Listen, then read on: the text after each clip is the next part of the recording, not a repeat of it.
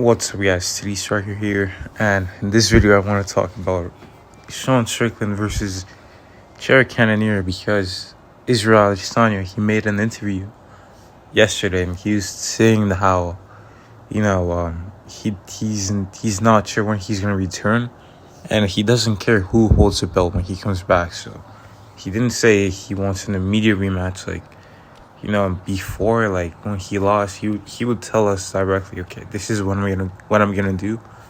But here he indirectly said that he's not looking to fight for the title, and that's understandable. He deserves some time off. And just a quick side note, I saw the UFC post Leon Edwards versus Colby Covington and Alex Pereira versus Yuri Prohaska, but I couldn't record gameplay for those. So I'm going to talk about those next week, but that's going to be exciting. I'm super excited for that. But yeah, to get back on this topic of Cannonier versus Strickland, I think this is part of the fight that should happen next. Of course, Dricus is, the number 2 contender now, but he was next in line to fight for the belt. But, I think that Cannonier versus Strickland would be pretty interesting matchup, like a rematch. It'd be interesting to see if Strickland fought him a different way and was willing to enter the fight, because in my opinion, the guys who are gonna beat Strickland need to have some type of finishing ability, like one shot KO type of stuff. Pereira had one shot KO in his left hand, Cannonier has it in his right hand, and of course Dricus Du Plessis has it. But between Du Plessis and Cannonier, I would like to see.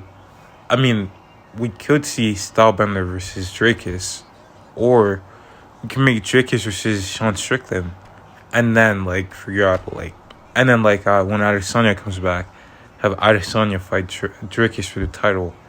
Or right now, just to get it out the way, you do Strickland versus Cannonier, and at this point it would have to be in February.